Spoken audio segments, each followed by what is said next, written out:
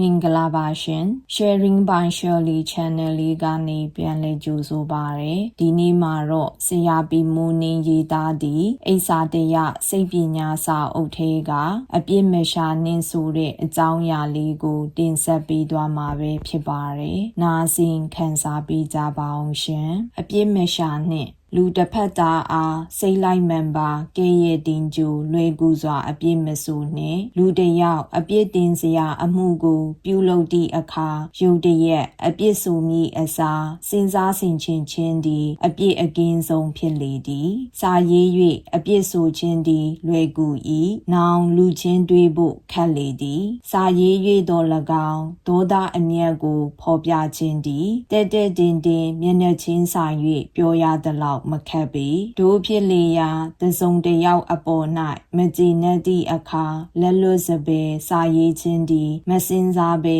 အမှတ်မဲ့ပြုခြင်းဖြစ်လေသည်မိမိကအမှတ်တမဲ့လွယ်ကူကူပေါ်ပေါ်ဆဆရေးလိုက်ရာ၌ဝင်လေခြင်းမရှိတော့လဲခံရသူတစ်ဖက်သားမှာအနာဆွေးကြီးအနာဆိုးကြီးဖြစ်တတ်လေသည်အနည်းဆုံးတော့ကအရေးခံရသူသည်တင့်အပေါ်၌မေတ္တာမတက်မေတ္တာပြရမည်ကယုံမားဖွယ်မရှိပေအကြောင်းမဲ့မေတ္တာပြတ်အောင်လုပ်ခြင်းသည်ကိစ္စများမြောင်သောလူဘဝ၌အပူအလုတာမဟုတ်ယူမိုက်ခြင်းလည်းဖြစ်လေသည်တို့အတွက်ထိုကဲ့သို့သောစာမျိုးကိုရေးမိသည့်အခါရေးတာရေးလေမပို့လေနှင့်ဟုသောစကားကိုတည်တည်ချာချာမှတ်ရမည်ရေးခြင်းသည်စိတ်၌ခုနေသောမခံခြင်းသောစိတ်ဒေါသစိတ်ကိုပြေပြောက်စေနိုင်၏စာတိုက်ကိုတွား၍ထဲ့ခြင်းသည်ကစိုးသောစိတ်ကိုပွားတိုးအောင်ပြုရာသို့ရောက်လေသည်အချိန်သည်ထိုအရေးကိစ္စမျိုးအတွက်အစွမ်းဆုံးသောတမားတော်ဖြစ်လေသည်စာကိုရေးပြီးသည့်နောက်မပူမီတနာရီလောက်ဆိုင်းခြင်းသည်တနာရီတက်တာခွင့်ကိုပေး၏တနေ့ဆိုင်လျင်တနေ့တက်တာခွင့်ကိုပေး၏တလဆိုင်တနှစ်ဆိုင်ရာ၌လည်းထိုတို့သာလျင်တသက်လုံးဆိုင်သောအခါ၌ကမေ့လျော့ပျောက်ပြက်မိတာသည်သမရမင်းလင်ကွန်းသည်မိမိ၏စစ်ဗိုလ်တယောက်ရန်သူကိုလွယ်လင့်တကူဖမ်းနိုင်ခွင့်ရှိပါလျက်မဖမ်းမစီလက်လွတ်ပြေးခွင့်ကိုပေးလိုက်သဖြင့်ဒေါသအမျက်ချောင်းချောင်းထွက်လျက်အပြစ်တင်သောစာတစ်စောင်ကိုချက်ချင်းကောက်၍ရေး၏ထိုစစ်ဗိုလ်၏စိတ်၌အဘယ်တို့ဖြစ်ပါသနည်းထိုစစ်ဗိုလ်၏စိတ်မှာအဘယ်တို့မျှမဖြစ်ပေအကြောင်းမူကားလင်ကွန်းသည်ရေးကရေးလေမပို့လေနှင့်ဟုသောစကားကိုတွေးမိခဲ့ဟန်တူလေသည်သမရမင်းလင်ကွန်းကွယ်လွန်အနေစာရောက်ပြီးဒီနောက်၎င်းစာကို၎င်း၏အိယာအောင်၌ပင်တွေ့ရလေသည်လူသည်အမားကိုဝန်ခံလေးမရှိပေအပြစ်တင်ခံရပြီးသောအခါ၌ကအဘယ်ပြောဖွယ်ရရှိအံ့နီမုံထားနာကြီးစွာအပြောခံရသောအခါ၌ကရန်သူပင်ဖြစ်နိုင်လေသည်အလွန်ဆိုးသွမ်းသောသူများပင်လျင်မိမိတို့လုပ်သောမကောင်းမှုကိုမကောင်းမှုဟု၍မယူဆကြပေမကောင်းသူကိုမကောင်းဘူးဟုပြောခြင်းသည်အမှားဖြစ်၏မကောင်းသူတစ်ယောက်အားမကောင်းကြောင်းကိုပြော၍ပြခြင်းသည်အကျိုးမဲ့ရန်သူဖွဲ့ခြင်းဖြစ်လေသည်ကဲရဲ့တင်းကြိုအပြစ်ဆိုခြင်းသည်ဆိုဝါသောအလုပ်ပူဖြစ်လေသည်မိတူးမှမျှအကျိုးမရှိမိတူးကိုမဆိုးအကျိုးယုတ်စေနိုင်သည်လမ်းမမှန်ကိုမမတ်သွားခြင်းသည်ခရီးတူ၍ဓာတ်စီကုန်တတ်တာ၏လမ်းမားကိုလိုက်ခြင်းသည်ကခရီးရှည်၏ဓာတ်စီကုန်တတ်တာမည်မဟုတ်ပေလောက၌မှန်သောအသက်မွေးနည်းနှင့်မှားသောအသက်မွေးနည်းနှစ်နည်းရှိ၏ထိုနည်းနှစ်နည်းအနက်လူတို့သည်မှားသောနည်းကိုပို၍လိုက်ကြ၏တို့ဖြစ်သောကြောင့်လမ်းပို၍ရှည်လျက်ဓာတ်စီပို၍ကုန်လေသည်မှားသောအလုပ်တွေအတွက်အမှုကိစ္စတွေပို၍များလေသည်တစုံတစ်ယောက်ကို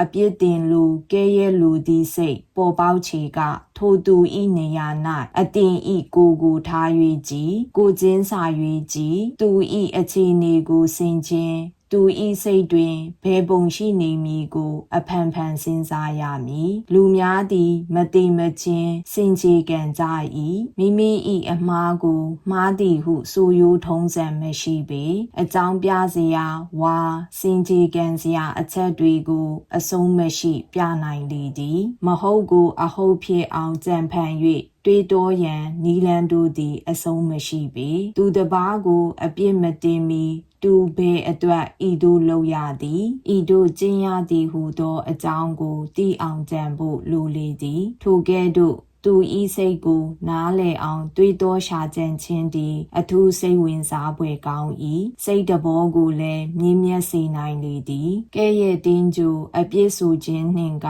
အပေများလောက်ကွာခြားပါသည်နီငါသာသူဖြစ်လျင်ဤလိုအခြေအနေ၌သူ့လိုကျင့်ပေလိမ့်မည်လောဟူသောမေးခွန်းကိုအဖန်ဖန်ပြုခြင်းသည်ပညာရှိဖြစ်နီမှန်လေသည်လူသည်မိမိကိုယ်တိုင်နှင့်ရန်ဖြစ်စာပြုသောအခါအဖိုးတန်၍လာလေပြီဟုအင်္ဂလိပ်လင်္ကာဆရာကြီးတစ်ယောက်ပြောဘူးလေသည်နေပူ၍လည်းမဆူပူနှင့်မိုးရွာ၍လည်းမပူမဆူနှင့်အတင်ဤခွေးကုံတက်မတန်ရှင်းကသူများအိမ်ညစ်ပတ်တတ်သည်ကိုမကဲ့ရဲ့အပ်ပေနောင်အနှစ်